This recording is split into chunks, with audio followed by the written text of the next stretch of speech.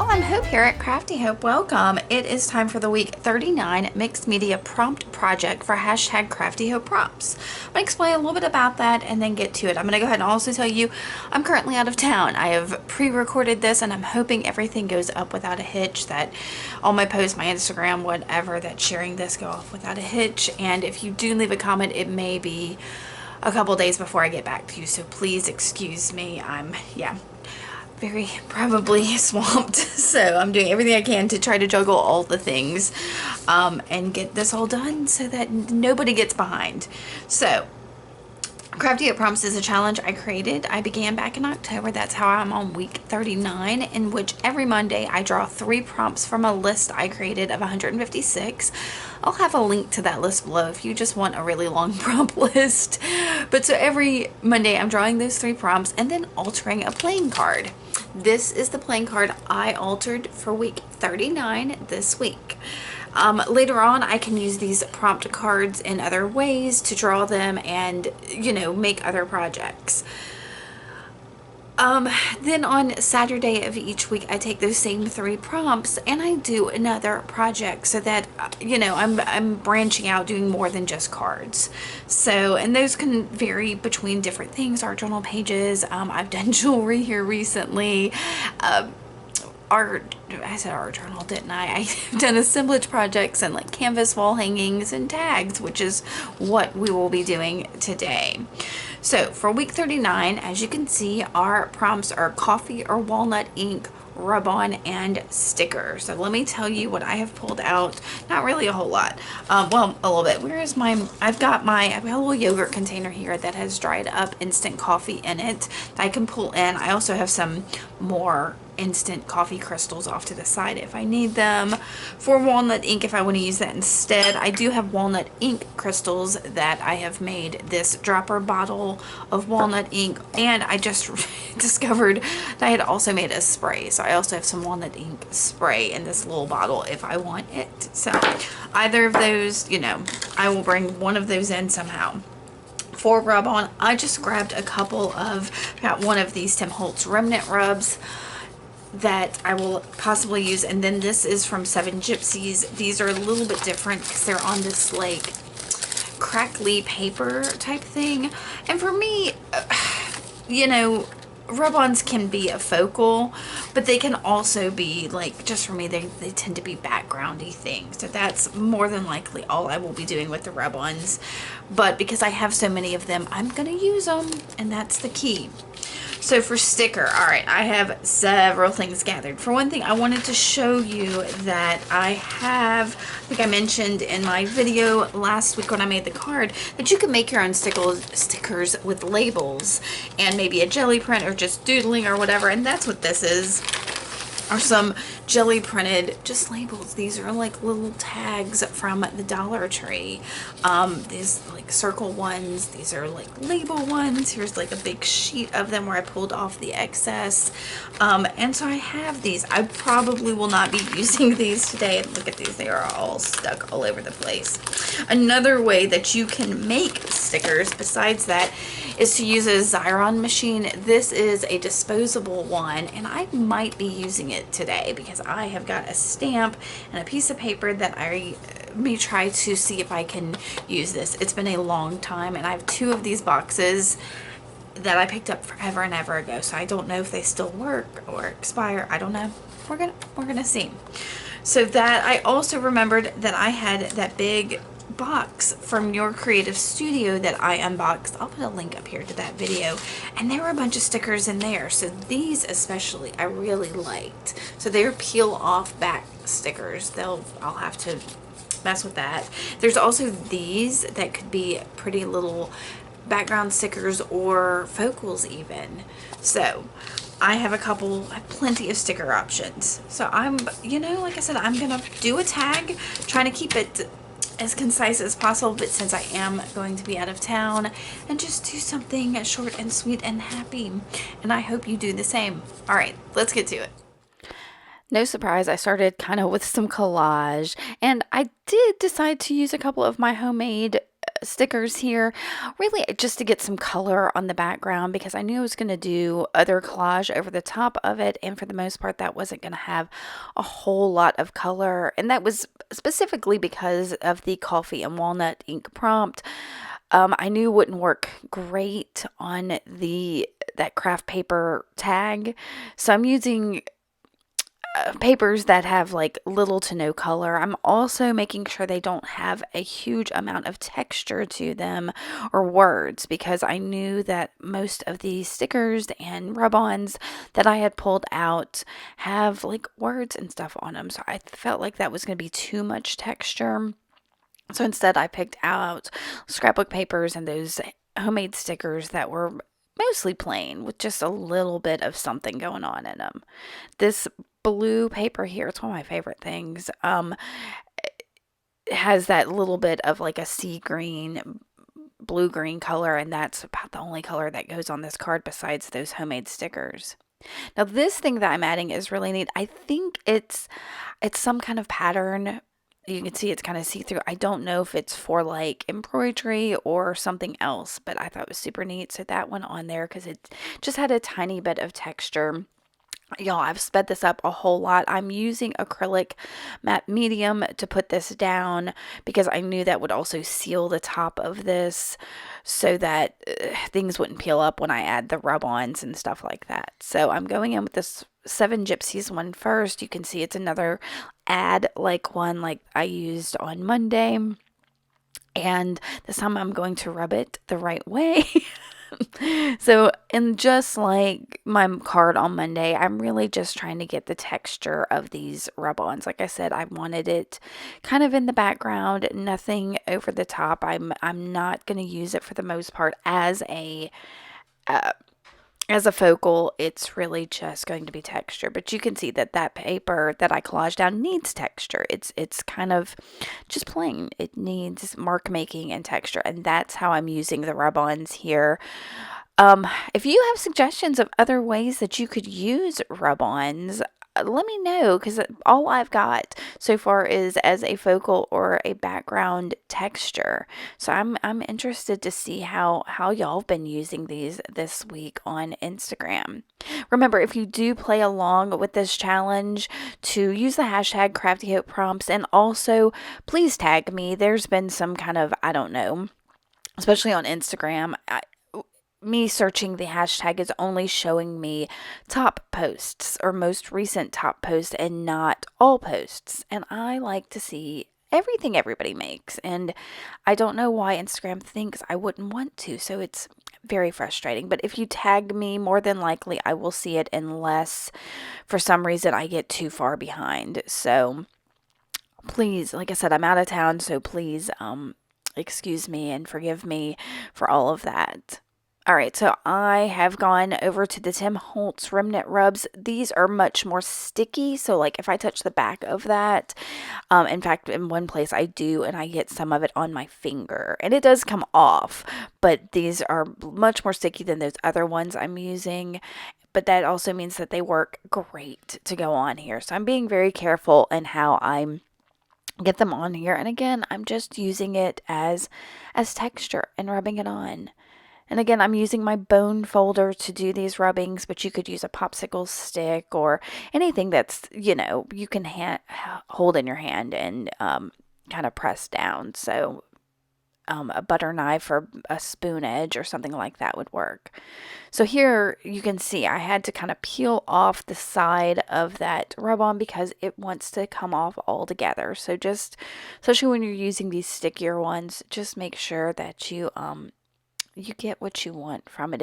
If you want a certain area, want to cut maybe that acetate first, do that instead of the way I'm doing, which is more haphazardly. All right, so I'm trying to get all of this down. I was hoping to get the other wing of this be on here somehow, but that's the part that ends up sticking to my finger here when I do this. Yep, now I have bee wing on my finger. It's okay. It took me a minute to get it off. See, it was like, had to go off camera and get it. All right, so that is, I think all the well, most of the rub-ons. I think I do one more here later. So I'm gonna use some of those stickers that I had in that box from your creative studio, and just like the rub-ons, I'm kind of breaking them down. I'm not using them in a whole sense because I want them as texture and not to end up being the focal of anything. So I will stick those down in a couple places. I will admit that some of these do try to peel up in some of this process once I add like the water and the drying and all of that. And that's my bad for not sealing them and using a lot of water and heat on top of them. So here's my third prompt, which is that walnut ink spray that I had created. So I just put it a little bit on there to kind of bring everything together and give it all a little more age. And I didn't think I was going to add coffee since I added the walnut ink, but I thought, why not? Let's go for it. It'll add even more age, especially around the edges. I wanted to make sure I got it. And that is my jar of instant coffee. You can see I'm going ahead and adding some more. And no, I don't measure any of this. I just put what I feel comfortable in the in my little cup, and then I add water. I tried spraying some, but I'll end up pouring some in just because I put so many crystals in there. And I'll use my paintbrush and mix until it's a not watery consistency, but like not lumpy anymore. And now I'm painting it on. So, and of course, I will splatter it as well. But my big thing was to get some of the edges, especially the areas where I still had some of the kraft cardstock showing from that tag. So that was the big thing. But the edges for sure, I wanted it aged up. And I could use like an ink pad or something to ink the edges. But why when coffee is one of your prompts? So I will dry this again. And now I'm going to make my focal. So I'm doing that with a piece of paper from your creative studio haul and a stamp from my stash. And yeah, I'm going to try that sticker maker. And that was a trial and error thing for me. Like I said, I've had that thing forever. And I have used it a couple times, but I always forget how to use it. So y'all are going to get to go on that wild ride with me. So I used Stays on ink to make sure that this didn't, if I added anything over the top, it didn't react. And I'm stamping it on to that paper, which was just almost the exact same height of this girl that I'm putting down. And you can see the top of her head kind of got cut off, just a very little sliver of it. And I could have restamped it, but I said, you know what, we're going to work with this. We're going to figure out how to make this work. So I'm going to go ahead and fussy cut her out so that she will fit through that little sticker maker thing because it's not very wide. I think it's only like 1 3/4 inch wide or something. So that piece of paper, there's no way. And I did choose this piece of paper specifically because it would be light enough to kind of pop on there. Now, right in there, you can see I remembered I had one of those rub-ons I had cut off that was a crown, and I was like, oh, this might fit on her head. So yeah, I I'm gonna use that in a little bit, and that'll be my last rub-on. But first, I've got to figure out how to make this sticker, and I cut a little bit of that out where I was trying to figure this out, but I wanted y'all to see this that I finally got it in there and pulled it through, and I'm going to pull off that little bit of a top piece and then try to pull my sticker off, and the sticky part stayed on there. Yep.